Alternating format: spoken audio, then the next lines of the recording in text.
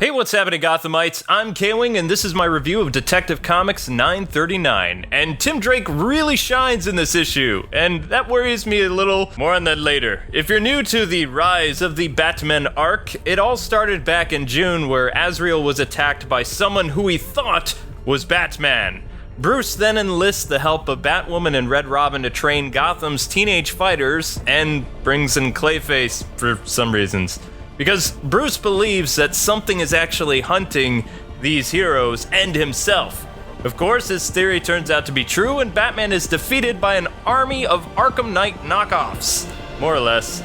Most of the issues dealt with Batwoman acting like Flint from G.I. Joe and Tim as Duke, doing their best to make the Bat Kids a team while bickering with one another. Also, they're doing their darndest to find General Hawk, Bruce. Sorry, I've been working on so much G.I. Joe lately. Anyway, Detective Comics so far is the best that I've read in years. Tim in this series acts like his 90s counterpart, which fans love.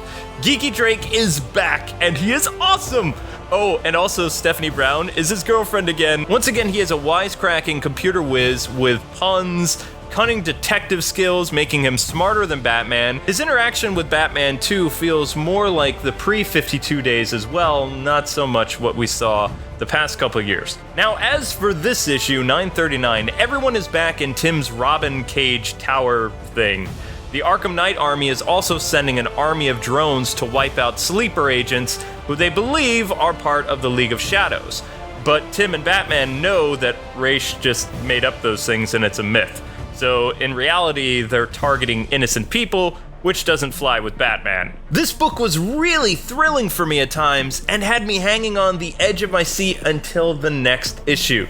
I really enjoyed the art and the feel of the book as well. My favorite characters in this issue, once again, were Tim and Stephanie Brown. The banter between the two is just great, and I'm digging the chemistry. I'm totally being biased because they've been my favorite since issue 935. I just love how a few issues ago, too, she teased Tim during battle about how stupid his new 52 bird costume was. The way that the characters work together, it feels like the old Robin issues from the 90s, the ones where him and Steph would team up. Anyway, Spoiler is also becoming a more renowned heroine in this series. She's not the clumsy version that we saw in the new 52, and she's improved a lot since the Batman and Robin Eternal series. Batman feels a lot less edgy in this, more like Bat Dad from The Young Justice, instead of a brooding Bat Commander like we saw in Batman Incorporated. But I think it works well for the setting of this book. Batwoman is becoming more like a sister to Bruce than cousin, which you see at the beginning of the issue where they show a flashback of her and her dad attending the Wayne funeral.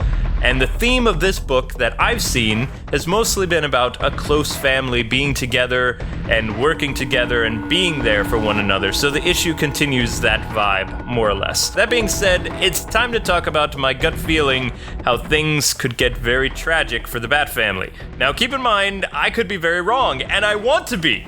But honestly, I believe a major Bat character is on the chopping block and going to die by the end of the Batman arc. Okay, the following is a spoiler warning, and it could involve a major character's death. I mean, this is just a theory right now, but you've been warned. Alright, I just have this really bad feeling that Tim Drake is about to bite the dust. So while everyone is running around trying to save hundreds of people from these Arkham-like drones, Tim Drake is back at his bird cave, basically reprogramming all the drones to come after him, and the bad guys then learn, all our drones are being taken, they're going somewhere. Now Steph, even though she's on the communicator with Tim, she learns his plan a little bit too late and panics and contacts Batman without using code names over the radio. As soon as Batman hears this, he darts after Tim and orders Alfred to send the Batwing ASAP. But by the next panel, Tim is surrounded by hundreds of armed drones, and he's like, alright, let's do this. Now what makes me worried though is the plot of this issue might have chimed the death bells for Mr. Drake.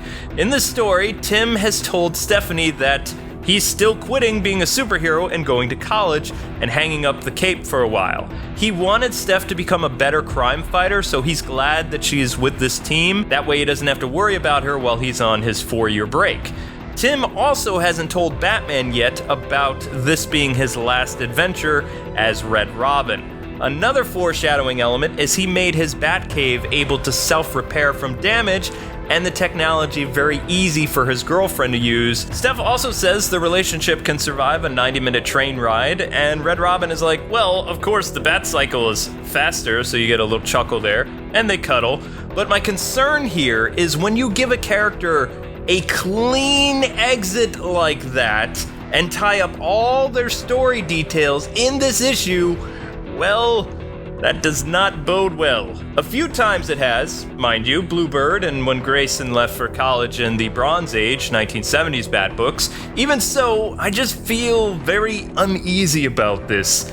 And going into the next issue called The Red Badge of Courage, well, I'm a little tense.